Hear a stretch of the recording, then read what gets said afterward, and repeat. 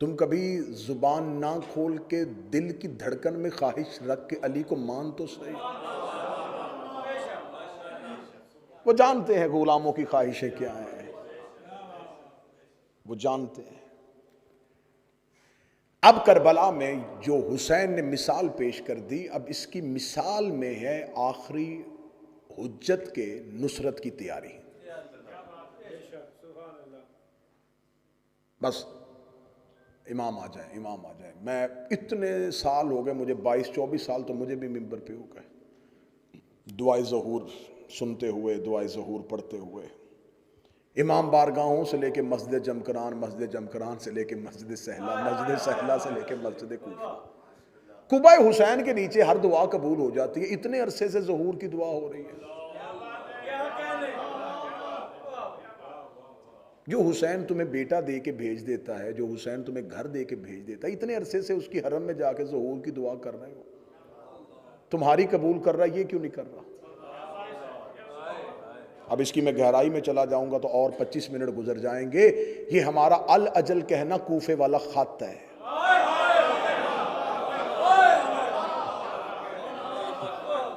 ہاں، میں نے پہلے کہا تھا، باقی مجلس سے میں نے ساری آپ کے چہرے پہ خوشی کے لیے پڑھی، آج دل کے لیے پڑھوں۔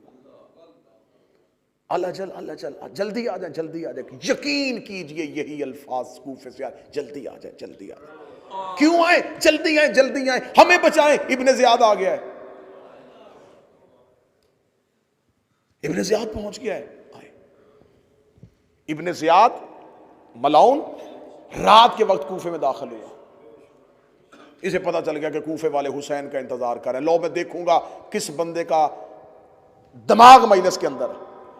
ابن زیاد کوفہ کے باہر پہنچا، اور تاریخ اس بات پہ شاہد ہے کہ وہ کوفہ کے باہر رکا رہا، اسے پتا تھا کہ کوفے کے لوگ حسین کا انتظار کر رہے ہیں۔ میں مثال کوفے کی دوں گا، آپ نے ذہن یہاں رکھنا، یہ حسین کا انتظار کر رہے ہیں۔ اس نے کہا میرا لباس تبدیل کرواؤ، جو ہاشمی لباس پہنتے وہ پہنواؤ، ہاشمیوں کا جو لباس ہوتا ہے، جیسا امامہ ہوتا ہے ویسا پہناؤ۔ گھوڑے پہ بیٹھا اور چہرے پہ نقاب لے کے کوفے کے اندر داخل ہوا، دیوانہ وار لوگ دوڑ پڑے، حسین آ گئے، حسین آ گئے، حسین آ گئے، حسین آ گئے، حسین آ گئے۔ اب وہ دیکھتا جا رہا تھا کہ کون کون حسین کا رستہ دیکھ رہا تھا، اچھا یہ بھی مانگ رہا ہے، یہ بھی حسین کے لیے، یہ بھی حسین کے لیے، وہ چلتا جا رہا ہے۔ اب میں صدر کہنے لگا ہوں جس کے لیے میں نے بات شروع کی تھی، معرفت کم ہو تو لوگ ابن زیاد کو بھی حسین سمجھ لیتے ہیں۔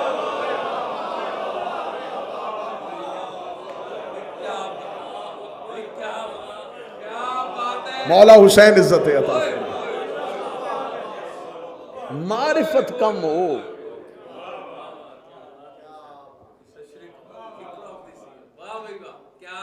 ان کو صرف اور صرف اتنا پتا تھا کہ حسین کا لباس ایسا ہے، جس نے لباس سے امام پہچانا اس نے ابن زیاد کو بھی نہیں پہچانا۔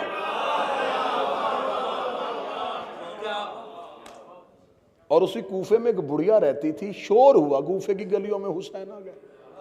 اس نے اپنے گھر کا پردہ اٹھایا، یوں دیکھا، کبھی حسین نہیں ہے۔ انہوں نے کہا لوگ جا رہے ہیں، حسین آ گئے۔ اسے کہا حسین ہوتا تو رات کی تاریکی میں نہ آتا۔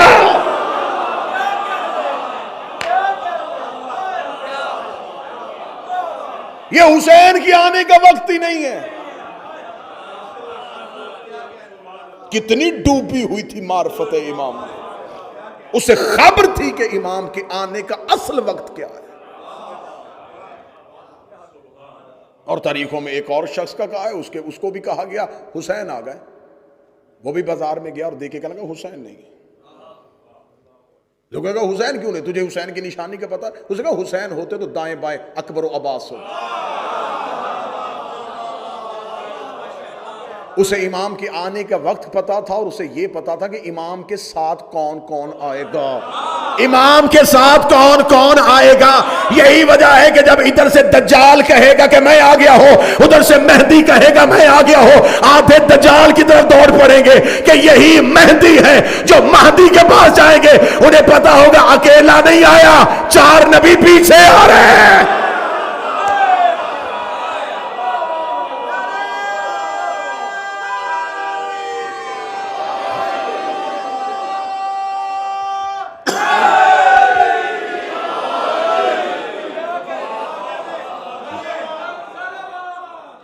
اللہم صلی علی محمد۔ پہلی شرط، خواہشات سے بے نیاز ہو کے اپنے مولا سے عشق کرو، خواہشات سے بے نیاز ہو کے۔ مجھے آج تک نہیں کسی کتاب میں نہیں ملا کہ جناب سلمان نے مولا علی سے کہا ہو کہ یا علی جنت میں میرا گھر کہاں ہے۔ مقداد نے کہا یا علی مجھے فلاں جگہ کا گورنر بنا دے۔ کمبر نے کہا ہو کہ آپ کا دور آ جائے تو مجھے فلاں جگہ کی گورنری حاکمیت مجھے دے دے۔ ان میں سے کسی نے بغیر خواہش کے اپنے وقت کے امام کو مانا۔ ہر دور کے امام کے نوکروں میں سے جو ایک وصف علیحدہ نظر آئے گا وہ بغیر لالچ کے امام کو مانتے تھے۔ حضرت ابو ذر بیٹھے ہوئے یوں اپنی چھڑی کے ساتھ، ایک شخص آیا دے کے کہنے لگا کیا فائدہ ہے علی کو ماننے کا، دیکھ ہم نے ان کی بیعت کی اور اس نے کی اور اس نے وہاں گورنر بنا دیا، اس کو یہاں بنا دیا۔ اگر تو بھی ہمارے ساتھ اس دن بیعت کرنے کے لیے چلا جاتا، جتنا بہتر صحابی ہے، جتنی حدیث نبی نے تیرے بارے میں کہی ہیں، تجھے بہت بہت اچھا عہدہ مل سکتا تھا۔ اتنا کہنا تھا، ابو ذر نے یوں اس کی طرف دیکھا اور اپنی چھڑی کو اٹھایا اور اٹھا کے کہتے ولایت علی پہ قائم رہنے کا مجھے اتنا فائدہ ہوا ہے جب چاہوں آسمان کو زمین پہ پھینک۔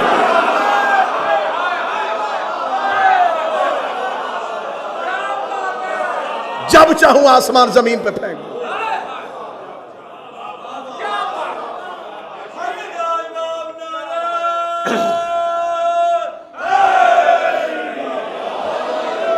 ولایت علی نے مجھے غنی کر دیا ہے، محبت علی نے مجھے دنیا سے بے نیاز کر دیا۔ پہلی شرط تھی ان میں خواہش نہیں ہوتی، دوسری شرط یہ ہوتی ہے کہ انہیں امام کے بارے میں آگہی ہوتی ہے، وہ اپنے مولا کی خبر رکھتے ہیں۔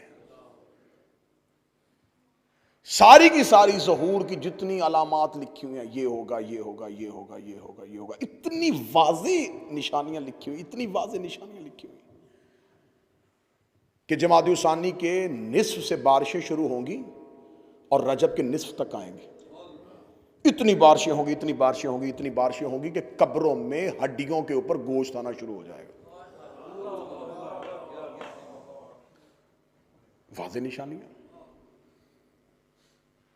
پھر رجب کے بعد پھر وہ ایک ایسا رمضان آئے گا کہ اس رمضان کے اندر واضح نشانی، فرامین جتنی بھی غیبت کی کتابیں اٹھا کے، جتنی غیبت کی کتابیں اٹھا کے دیکھو کہ وہ رمضان ایسا ہوگا کہ اس رمضان میں پہلے چاند گرہن ہوگا، پھر سورج گرہن ہوگا۔ مولا فرماتے کہ اس رمضان میں جب شب قدر کے اعمال کر لو تو اعمال کرنے کے بعد اپنے گھروں کی کھڑکیاں بند کر لینا اور شیشے کے قریب نہ رہنا۔ ایک زوردار دھماکہ ہوگا، زمین لرز جائے گی۔ آج کے دور کی یہ عالمی جنگوں کی پیشن گوئی ہے، عالمی جنگیں شروع ہو جائیں گی۔ واضح ترین حدیث کی کتابوں میں کون سا ملک کس پہ حملہ کرے گا، کون سا ملک کس پہ حملہ کرے گا، کون سا ملک کس پہ حملہ کرے گا، ایسی افراتفری کا عالم ہو جائے گا۔ ایران کی حکومت 7 حصوں میں تقسیم ہو جائے گی اور ایران سمٹ کے خراسان میں آ جائے گا۔ جو ایران خراسان میں سمٹ کے آ جائے گا تو اس وقت معصوم فرماتے ہیں کہ شب عاشور ہوگی۔ شب عاشور کو خراسان سے سیاہ پرچموں کے ساتھ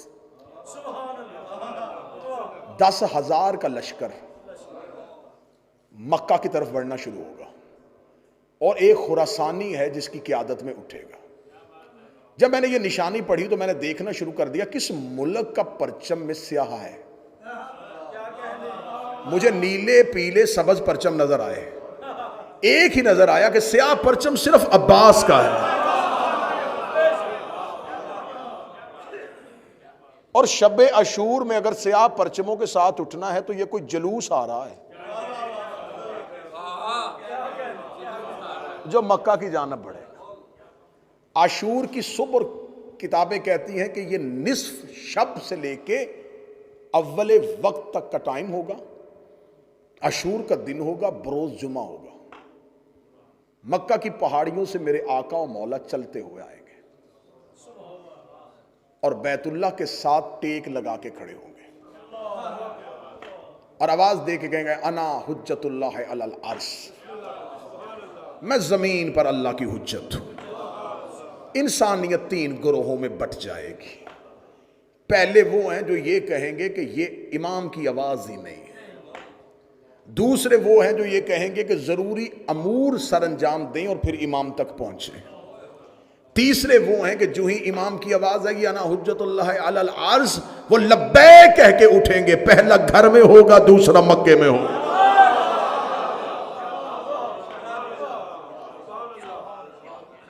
وہ امام تک پہنچ جائیں گے۔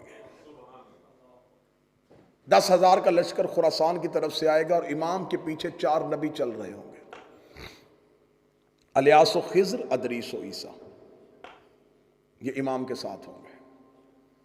میرے مالک مکہ سے اپنے قیام کو شروع کریں گے اور بیت اللہ پہ اذان ہوگی۔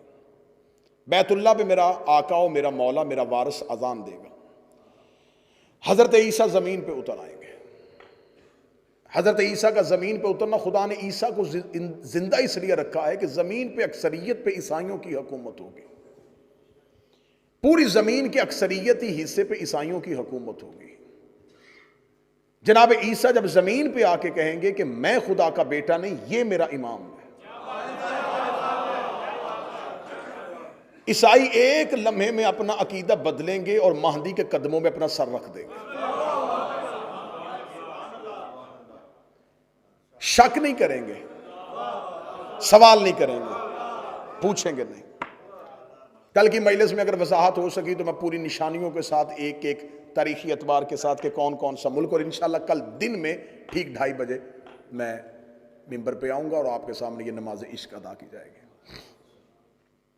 میرے آقا مولا مکہ سے چلنا شروع ہوں گے،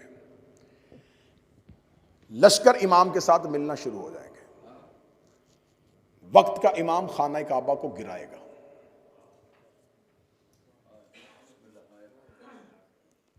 یہاں پر آ کے جیسے آپ چپ ہوئے ہیں کچھ لوگ، اس لیے میں تو کہہ رہا ہوں تیاری پوری ہونی چاہیے، نشانیاں پہلے پتہ ہونی چاہیے۔ جو ہی کعبہ گرنا شروع ہوگا لوگ کہیں گے یہ امام نہیں ہے، امام ہوتا تو کعبے کو گراتا۔ جو ہی امام واپس پلٹنے لگے، وہ لوگ واپس پلٹنے لگیں گے تو امام کہیں گے انہیں واپس نہ بلانا، جانے دو ان کو گھروں میں۔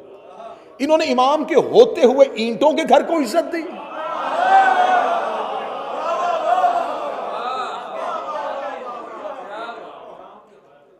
امام کے ہوتے اینٹوں کے گھر کو عزت دی۔ پھر امام جو بچ جائیں گے، جن کو یقین ہوگا، امام ان کو کہیں گے یہ اپنی بنیادوں پہ نہیں ہے، جہاں حضرت ابراہیم نے اٹھایا تھا وہاں ہے ہی نہیں، جاؤ جا کے طریقے اٹھا کے دیکھو، 7 مرتبہ تو کعبہ تعمیر کیا گیا ہے، یہ کعبے کی طواف کا رقبہ ہی نہیں ہے۔ مولا امیر المومنین نے کہا تھا جب رکن کا مقام ابراہیم پہ رکھنے لگے تھے، علی نے فرمایا یہ مقام نہیں ہے ابراہیم کا۔ اب یہ جا کے کتابوں سے پڑھنا کہ کب آخری بار کعبہ جو ہے اس کو کب تعمیر کیا گیا تھا۔ امام کعبے کو اس کی بنیادوں پہ رکھیں گے جہاں پہ ابراہیم نے رکھی تھی۔ مسجد نبوی کو وسیع کیا جائے گا، امام وہاں سے شروع ہوں گے، زمین و آسمان پہ جہاں جہاں آقا و مولا کے ماننے والے ہیں وہ مکہ پہنچنا شروع ہوں گے۔ میرے آقا و مولا کا لشکر نجف کی طرف چل رہا ہوگا، کیونکہ میرے مولا کا دارالحکومت کوفہ ہوگا، اور اس دور کا کوفہ جو آج ہے وہ نہیں ہوگا، یہ نجف اور کربلا یہ کوفہ کے اندر ہی ہوگا۔ میرے مولا چل رہے ہوں گے اور وادی بیضا پہ جا کے گھمسان کا رن پڑے گا، سامنے سے ابلیس اپنے پورے لشکر کے ساتھ مہدی کا رستہ روکے گا، امام بڑھ رہے ہوں گے اور وادی بیضا کے قریب امام پہنچ چکے ہوں گے، گھمسان کا رن ہوگا، امام کے ساتھ 4 انبیاء ہوں گے، امام کے ساتھ 313 صحاب ہوں گے، امام کے ساتھ 10,000 کا لشکر خراسان سے آئے گا، 12,000 کا یمن سے آئے گا، لاکھوں کا ہجوم امام کے ساتھ ہوگا۔ وادی بیضا میں دوپہر کے وقت جنگ شروع ہوگی اور رات چھانے کے قریب ہو جائے گی، ایسے تلواروں کے ساتھ تلواریں اور شعلے آسمان کی طرف جا رہے ہوں گے، یہ ابلیس پہنچے گا اور ابلیس پہنچ کے امام کا رستہ روکے گا، ادھر سے سفیانی کا خروج ہو جائے گا، یمانی روحانی کا خروج ہو جائے گا، دجال کا خروج ہو جائے گا، امام جنگ کر رہے ہوں گے، یا پیچھے سے ایک آواز آئے گی مہدی تلوار نکال میں آ گیا ہوں. لشکر کہے گا مولا یہ کس کی آواز ہے؟ فرمایا حسین کا علمدار عباس آ گیا ہے، حسین کا علمدار عباس آ گیا ہے. حضرت ابوالفضل عباس اپنی تلوار کو نیام سے نکالے ہوئے، اشل پہ سیر رکھے ہوئے، عباس آ کے مہدی کے لشکر کا علم اٹھائیں گے. مہدی کے لشکر کا علم اٹھا کے حضرت عباس اس وادی بیدا میں گھمسان کے رن میں یوں سروں کو دڑوں سے جدا کر رہے ہوں گے.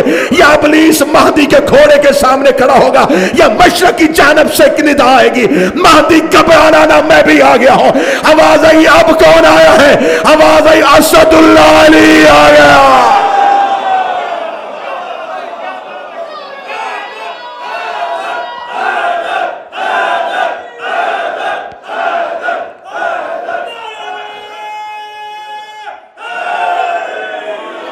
کربلا سے ایک لشکر لے کے حسین اٹھے گا،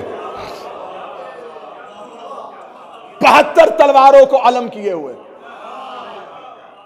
ہزاروں کا لشکر کریم کربلا کے پیچھے. اب میں یہاں تک آخری جملہ کہوں گا اور یہی آج کا فضائل رکنے لگا. ہر مظلوم اپنے ظالم سے بدلہ لے گا، ہر مقتول اپنے قاتل سے بدلہ لے گا. میرا آقا، میرا مولا، میرا صاحب الاصل سب سے پہلی بیعت جبریل آ کے میرے مولا کے ہاتھ پہ کرے گا. کل کا دن یہاں پر ہوں، جتنے حوالے لینا چاہنا لے لینا، لیکن شک نہ کرنا تمہیں حسین کا واسطہ. جبرائیل نے آدم سے لے کے 11ویں تک کسی کے ہاتھ پہ بیعت نہیں کی. یہ شاگرد ہے علی کا، بیعت نہیں کی ہے. یہ بیعت صرف مہدی کے ہاتھ پہ کرے.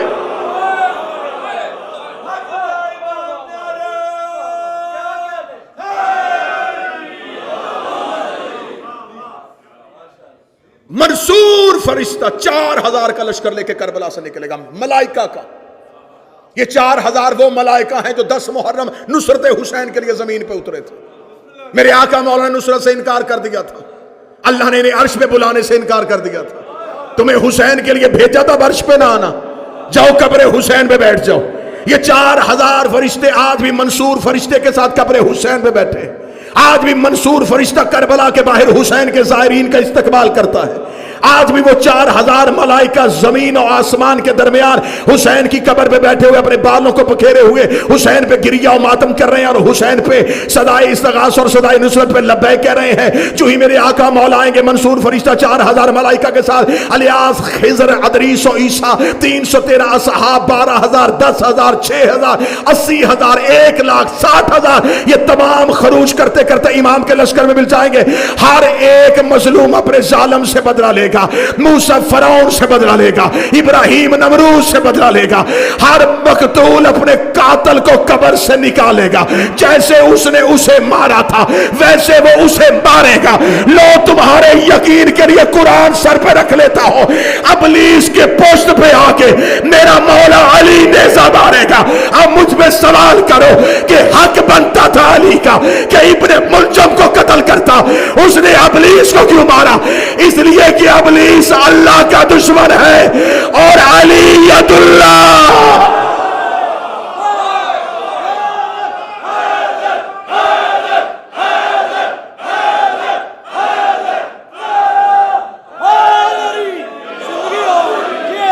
اللہ کے دشمن سے بدلا، اللہ کے دشمن سے بدلا علی نے.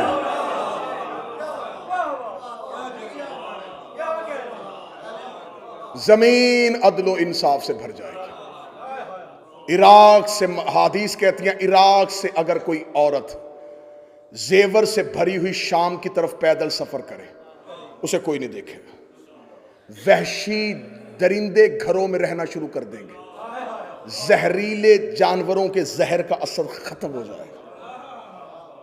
زمین اپنے خزانے اگل کے باہر پھینک دے. سونا اور چاندی زمین پہ بکھرا ہوا پڑا ہوگا اور مہدی کے نوکر ٹھوکرے مار کے چل رہے ہیں.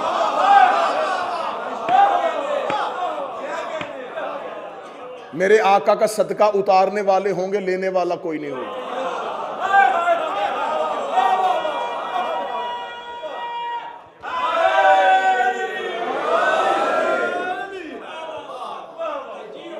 چاروں طرف زمین پہ سبزہ ہی سبزہ ہوگا. بس یہیں سے کل گفتگو چلے گی اور عقیدہ رجت کی طرف جائیں گے.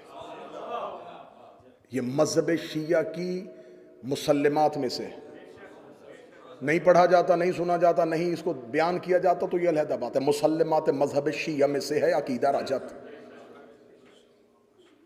سرکار وارث سے زمانہ کے بعد آئمہ کے دور کا پلٹ کے آنا.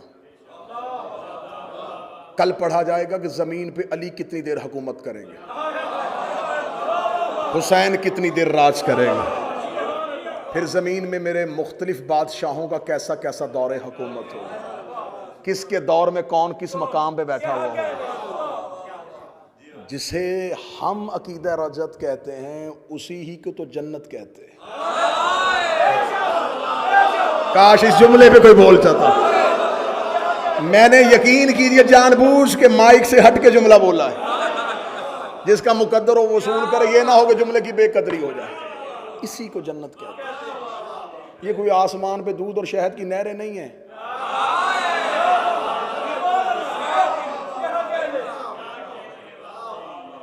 یہ کوئی اللہ نے آسمان پہ کوئی علیحدہ ہی کائنات نہیں سجائی ہوئی. جو جس امام کے دور میں اٹھے گا وہ اس کی جنت ہوگی. نہ ابلیس ہوگا نہ شر ہوگا. کیسا وہ دور ہوگا.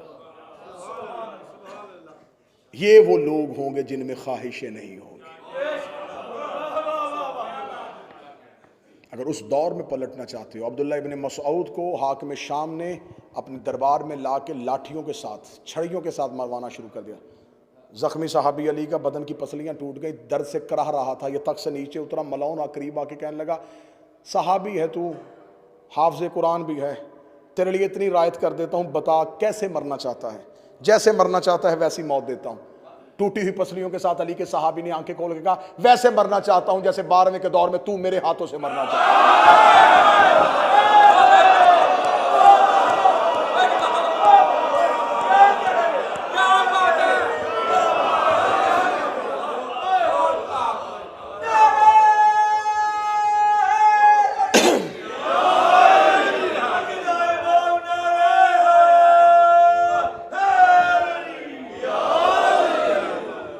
جتنے الزام لگانے لگاؤ، جتنے بہتان باندھنے باندھو، ہم خاموش ہیں، ہم چپ ہیں. ہمارے انتقام کا دور شروع ہی نہیں ہوا. لیں گے انتقام جب وارث آئے گا. پوچھیں گے ایک ایک کا گریبان پکڑ کے. جب ہم ممبروں سے علی کے فضائل پڑھتے تھے تو تم ہی مجمعوں میں بیٹھ کے دوسرے کے کان میں باتیں کیا کرتے تھے. اب آیا ہے میرا آقا، ان سے پوچھ کے یہ کون ہے. زبان کٹ سکتی ہے، جسم اور روح کا رشتہ ٹوٹ سکتا ہے، حق زہرا کو نہیں چھپا سکتے. زندہ ہی محمد کی بیٹی کا حق پڑھنے کے لیے اس سے بھی زیادہ سزا دی جائے. جلا وطنی کیا چیز ہے؟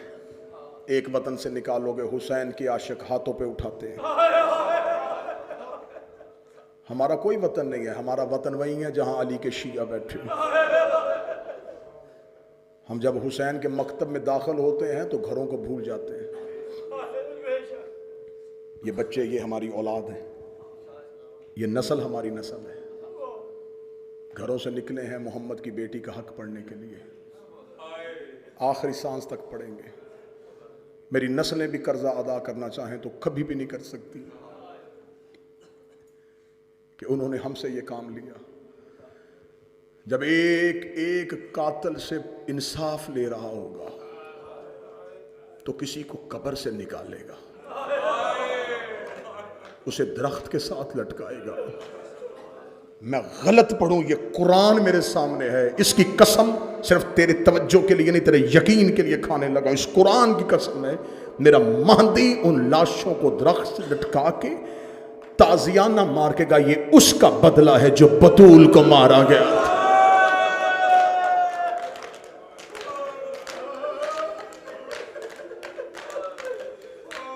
لے گا دادی کا انتقام. آج ہے میرے مولا کے بابے کا جنازہ.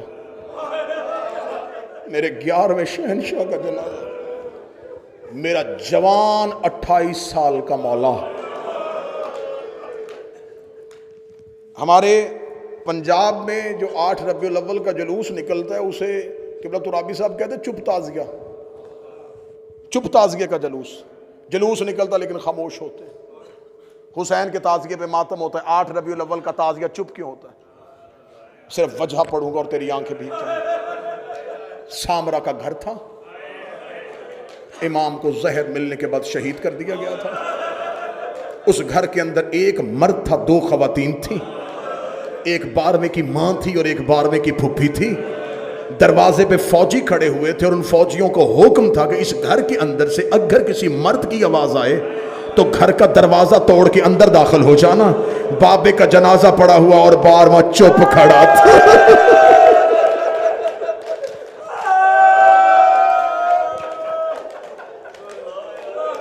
گھر کے پردے کی خاطر میرے مولا رویا نہیں بابے کے جنازے پہ. منت کر کے کہوں گا آج ہے 11ویں شہنشاہ کا تابوت اٹھنا. اتنی چیخیں مارنا یہ 12ویں کی حسرت ہے. اس کو اس کے بابے کے جنازے پہ رونے نہیں دیا گیا تھا. اس میرے آقا مولا کو یہ میرے مولا کے یتیمی کا جنازہ ہے. تم اس مولا کی ریت ہو، یہ میرے آقا کی یتیمی کا جنازہ ہے. سامرا کے ایک مکان میں میرا 12واں چپ کر کے اپنے بابا کے جنازے کو دیکھ رہا تھا. زہر ملی ہے حسن کو بھی، زہر ملی ہے سجاد کو بھی، زہر ملی ہے باکر کو بھی، زہر ملی ہے تقی و نقی و موسیٰ کاظم کو بھی، لیکن اس 11ویں امام کی زہر میں یہ درد ہے. میں غلط پڑھوں مجھے 12واں معاف نہ کرے. زہر ملی ہوئی تھی اور ظالم تازیانے مار رہے تھے. زہر ملی ہوئی تھی اور ظالم امام کے ہاتھوں پہ تازیانے. یقیناً مجلسوں میں میرے آقا مولا تشریف لاتے ہیں. اب تمہاری طرف سے کیونکہ میں منبر پہ کھڑا ہوں، میں آواز دے کے کہتا ہوں اے میرے وقت کے آقا مولا، اے یوسف زہرا، اے آل محمد کا انتقام لینے والے، اے ہم غریبوں کی آس مولا، ہم آپ کو آپ کے بابا کا پرسہ دینے لگے ہیں. اور میرے مولا میں پرسہ دینے سے پہلے پہلا جملہ کہتا ہوں، میرے مالک آپ بابے کے جنازے پہ بیٹھے تھے لیکن مولا آپ چپ بیٹھے تھے. میرے مالک یہ غریبی ہے، ہم ماتم کرتے ہیں، لیکن مولا بیٹھا تو بابا کے جنازے پہ تھا. ہائے 4 سال کی سکینہ جو بابے کے جنازے پہ رونے کے لیے آئی تھی، نہ کسی نے رونے دیا، نہ جنازے پہ بیٹھنے.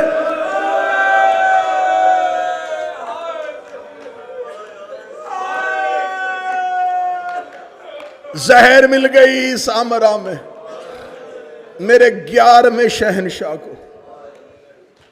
میرے مولا کے بڑے صاحبزادے، ان کے بھائیوں میں سے ایک بھائی سید محمد،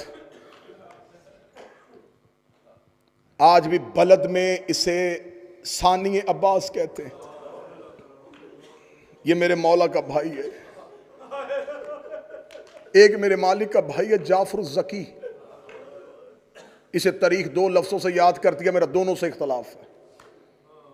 ایک لفظ وہ ہے جو میں منبر پہ کہہ ہی نہیں سکتا. ایک تواب کہا جاتا ہے، توبہ کر لی تھی، استغفر اللہ. ہو امام کا بیٹا، کوئی دعویٰ امامت نہیں کیا. 12ویں کی امامت کو محفوظ رکھنے کے لیے اس وقت کے شیعوں کا چہرہ اپنی طرف کروا دیا تاکہ میرا بھتیجا محفوظ رہے، جیسے اس ابو طالب نے ایک بھتیجا بچایا تھا. یہ آل محمد کے گھر کا مظلوم ہے. جتنے نقوی سادات بیٹھے ہو نا، ان کی زیادہ نسلیں اسی میرے آقا مولا سے. جلال الدین سرخ پوش اسی آقا مولا کی نسل میں سے. یہ میرے وہ شہنشاہ مولا ہیں جس نے تاریخ کے ستم لے لیے. آج بھی مورخ نے 2 ایسے لفظوں سے یاد کرتا ہے میرے مولا کو، لیکن خاموش رہا. جو ہی میرے 11ویں کا جنازہ تیار ہوا، سرکار جعفر مصلی پہ تھے، صرف فوجیوں اور سپاہیوں کو دکھانے کے لیے کہ مہندی تک کوئی ہاتھ نہ پہنچے. جو ہی لوگوں کی صفیں بند گئیں تو 5 سال کا ظاہری طور پہ میرا 12واں پردے سے آیا. چچا کے قریب آ کے کھڑا ہوا، روتے ہوئے چچا نے مصلی چھوڑا، میرا 12واں مصلی امامت پہ آ کے اللہ اکبر کہا۔ امام کا جنازہ امام پڑھاتا ہے، سپاہی تلواریں لے کے آئے اور امام غائب ہو گئے۔ جنازہ پڑھانے کے بعد میرا مولا نظروں سے اوجھل ہو گیا۔ میرے مولا تیرے بابے کا جنازہ آنے والا ہے، ہم منت کر کے ایک درخواست کرنے لگے ہیں، مولا تجھے اتنی مہلت تو ملی تھی نا، تو بابا کا جنازہ پڑھانے کے لیے آ گیا تھا، مولا تجھے اتنی مہلت تو ملی تھی نا، تو بابے کے جنازے پہ آ گیا۔ سجاد 7 مرتبہ بابے کے جنازے پہ آیا ہے، ہاتھوں میں رسیاں باندھ کے لے جا رہے تھے، بابا بغیر کفن کے چھوڑ کے چلا۔ یہ حوصلے سید الساجدین کے۔ کل والا دن ہے، پھر شب لگ جائے گی، ختم ایام عزا، 100 کے دن ختم ہوں گے، 100 ختم نہیں ہوگا۔ تمہیں غریب زہرا کا واسطہ، 2 مہینے نوکری کی ہے میں نے تمہاری، منت کر کے کہنے لگا ہوں غم کے دن ختم ہوتے ہیں، غم ختم نہیں ہوتا۔ لباس بدلنا، سوگ نہ بدلنا، لباس تبدیل کرنا، عقیدے تبدیل نہ کرنا۔ کل کے بعد ہو سکتا ہے تمہیں تواتر کے ساتھ مجلسے نہ ملے، جیسے تمہیں ایام عزا میں کبھی اس بارگاہ چلے جاتے تھے، کبھی فلاں کے گھر میں مجلس، کبھی فلاں جلوس میں چلے جاتے تھے، کل کے بعد ہو سکتا ہے تمہیں تواتر سے مجلسے نہ ملے۔ میں شبیر کا مسافر جا کر ہاتھ باندھ کے کہتا ہوں، مجلسے نہ بھی ملے، پانی دیکھنا تو رو لینا، اپنی بیٹی کے سر پہ چادر دیکھنا تو رو لینا۔ تو شام کو تھکا ہوا گھر آئے، تیری بیٹی تیرے سینے پہ زر رکھے تو اپنی بیٹی کو دیکھ کے رو لے۔ اپنی آنکھوں کے کشکول خشک نہ ہونے دینا، آنسوؤں کو جاری رکھنا۔ یہ رومال سیدہ ان کی جگہ ہے۔ ایام غم ختم ہوتے، یہ تو ان کی کریمی ہے، یہ تو ان کا کرم ہے کہ انہوں نے ہمیں دنیاوی معاملات کے لیے آزاد کر دیا۔ غم سے آزاد نہ ہونا، پھر اگلے سال کون رہے گا؟ جو زندہ رہے گا وہی حسین کی عاشور پہ آئے گا نا، وہی غریب زہرا کا جنازہ اٹھائے گا۔ یہ بڑا آسان ہوتا ہے تیرا میرا امام بارگاہوں سے نکل جانا، لیکن جب اپنے غم کے دن ختم ہو تو الوداعی پرسے میں اتنا ضرور کہہ دینا، مولا ہم تو اپنے گھروں کو واپس جا رہے ہیں، نہ تیری سکینہ گئی ہے، نہ تیری زینب گئی ہے، تیری بہن بھی شام کے جنگلوں میں سو گئی، تیری بیٹی بھی شام کے جنگلوں میں سو گئی۔ آسان تھا علی کی بیٹیوں کے لیے، کیا آسان تھا زہرا کی بیٹیوں کے لیے؟ 11ویں شہنشاہ کا جنازہ، زہر مل گئی سامرا میں، زہر کے بعد تازیانوں سے زخمی کیا گیا، خاموش جنازہ گھر میں پڑا تھا، میرا 12واں سسکیاں خاموش لے کے روتا رہا۔ میرے آقا و مولا نے بابے کی تدفین نہ دیکھی، بس جنازہ پڑھایا اور فوجیوں کی تلواریں نیام سے نکلی اور میرے آقا و مولا نظروں سے اوجھل ہو گئے۔ وہ دور گزرا، پھر اس کے بعد چند سال پھر غیبت کبریٰ کا دور ہے۔ جب سے غیبت کبریٰ شروع ہوئی ہے، پردہ غیبت میں بیٹھا ہوا لہو رو رہا ہے، ہر روز اپنی تلوار کو نیام سے نکال کے منہ نجف کی طرف کرتا ہے، رو کے کہتا دے اذن ظہور، میں زمانے سے پوچھوں میری دادیوں کا قصور کیا تھا۔